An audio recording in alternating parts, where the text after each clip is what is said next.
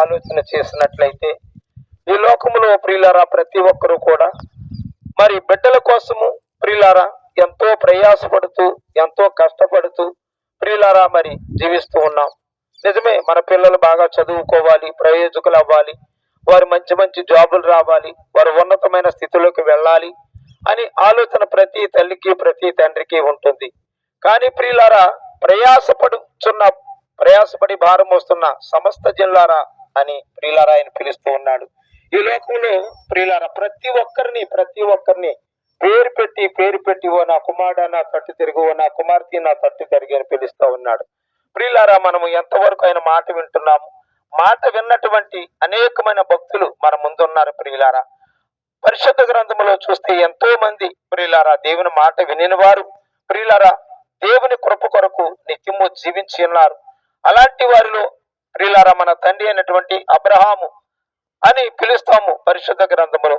తండ్రి అయినటువంటి అబ్రహామును మనం చూసినట్లయితే ప్రియులారా మరి ఆయన పిలిచిన పిలుపు వినినంటనే ప్రియులారా సమస్తాన్ని విడిచిపెట్టి ఆయన వెంబడించినప్పుడు ప్రియులారా మరి గొప్ప కృప, అధికమైన కృప దేవుడు అబ్రహాముకి దయచేశాడు ప్రియులారా. ఎందుకంటే ఎక్కడా కూడా ఆయన ప్రయాసపడ్డాడు దేవుని గురించి ప్రియులారా. ఎక్కడా కూడా ఒక ఇల్లు సొంతంగా కట్టుకోలేదు. గుడారాలు వేసుకుని దేవుని మాట విన్నాడు.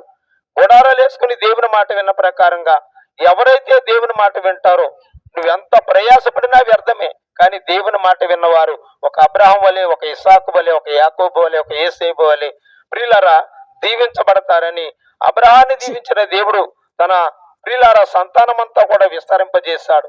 నిజమే, ఈ లోకంలో మనం ఆయన మాట వింటే ప్రియులారా వింటున్నామా? ప్రియులారా మనం చూస్తే ప్రియులారా దేవుని మాట వినేవారిగా ఉంటాం కానీ వినము. అందుకే ప్రియులారా మనం ఎంత కష్టపడినా ప్రియులారా మరి ఒక దినము పనికెళ్ళి ఒక 1000 రూపాయలు తీసుకొచ్చావనుకో, ఆ 1000 రూపాయలు నీ దగ్గర ఉండాలంటే ప్రియులారా దేవుని మాట వినాలి. వినము. ఇంటికి వచ్చిన ఏదో వ్యాధి బాధ బలహీనత వచ్చి తిన్నగా తీసుకెళ్లి ప్రియులారా మరి హాస్పిటల్కి వెళుతూ ఉంటారు. చాలా మంది ఇది గమనించారు ప్రియులారా. ప్రయాసపడుతున్నాం ప్రియులారా, మన భారాన్నంతా కూడా ఆయన మీద వేసినట్లయితే ప్రియులారా అబ్రహాం యొక్క సంతానాన్ని దేవుడు ఏ రీతిగా ఆశీర్వదించాడంటే ఆయన మాట విన్నాడు. ఎప్పుడైతే మీరు ఆయన మాటకు విని ఆయన మాటకు లోబడతారో ప్రతి ఒక్కరు కూడా దేవుని దీవెనలు పొందుకుంటారని మరి ఈ సమయంలో మీ అందరికీ కూడా ఈ మాట జ్ఞాపకం చేస్తూ నేను ముగిస్తూ ఉన్నాను. మీ అందరి కోసం చిన్న ప్రార్థన